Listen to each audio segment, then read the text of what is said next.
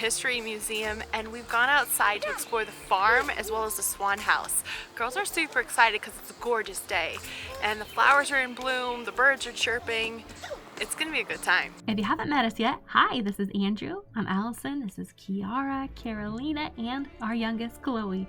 We're a Georgia family. We love to travel and explore, and we're happy you're here with us today. The Atlanta History Center's campus is 33 acres and features historic gardens and houses located on the grounds. It includes the Swan House, which we're here to see, as well as the Smith family farm. The Smith farm is a small plantation. It's a farmhouse built in 1840, and it's Atlanta's oldest surviving farmhouse. The farm was restored in January of 1970, and the landscape represents the Smith family farm in its early era. It's got historic varieties of crops in the field. It also has kitchen garden as well as native plantings. They have heritage bred sheep, goats, chickens, turkeys. They all represent the types of livestock that you would find on this type of farm living in this era.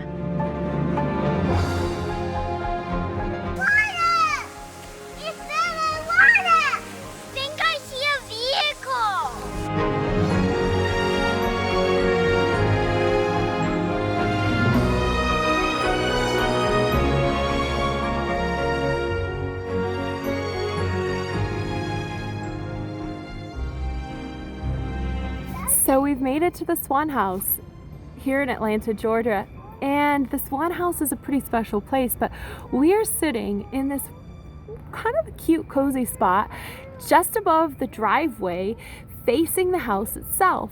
Now, I've never seen this spot before, but the house has this sort of stone table and stone chairs, and they all look like they're kind of carved into the earth itself. They almost look like driftwood, to be honest, but it's stone. And it's a beautiful place to just sort of sit, listen to the birds, and relax. You've got a great view of the gardens. Not the typical gardens from behind, but the gardens in front of the house. Then you've got a great view of the house. Now, this house was built in 1928, and there's a lot of history here.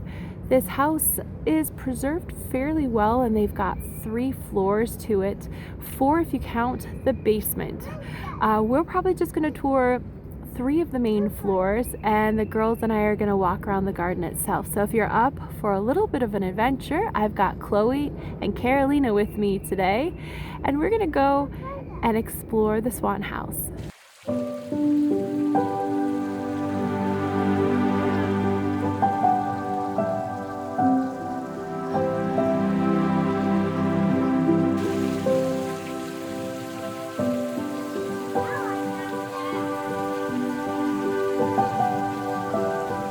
Just at the base behind the house itself, there are 5 cascading water features that kind of are incredible, and they just open up to incredible green grass. I think the girls and I are going to have a picnic and enjoy looking at this beautiful home.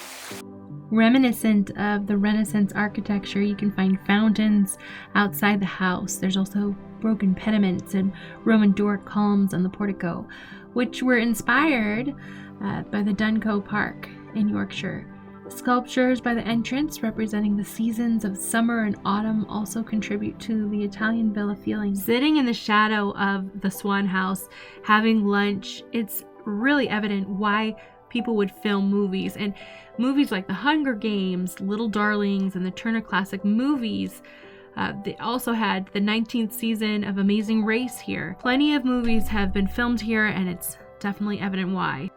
The house was built in 1928, and the gardens around it were designed along an Italian-English garden theme. They're exquisite. They're beautiful to walk through. And anytime that you're here at the Atlanta History Center, This is the home that's directly behind it. It's called the Swan House. The house was designed by Philip Schutz, and he was regarded as Atlanta's best-known architect. He designed notable civic landmarks as well as private residence. He was a classically trained architect, prominent throughout America, and he's particularly known for his skill in detailing and proportions. This must be where our fairy comes from. Fairy, are you in there?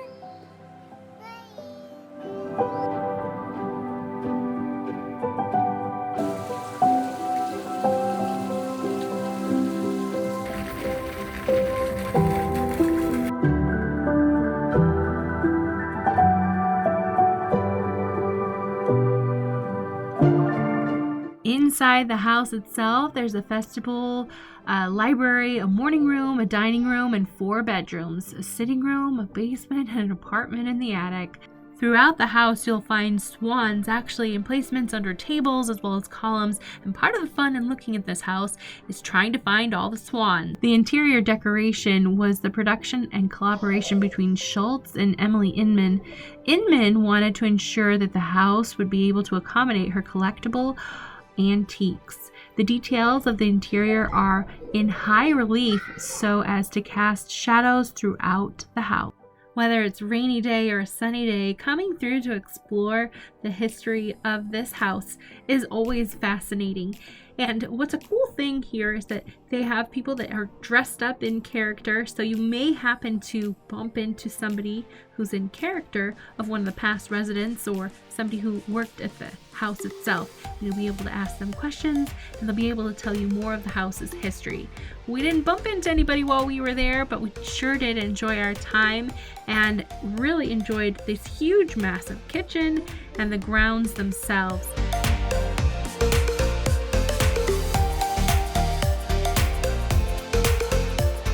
If you haven't subscribed, please hit that subscribe button, ring the bell, and we'll see you on the next adventure.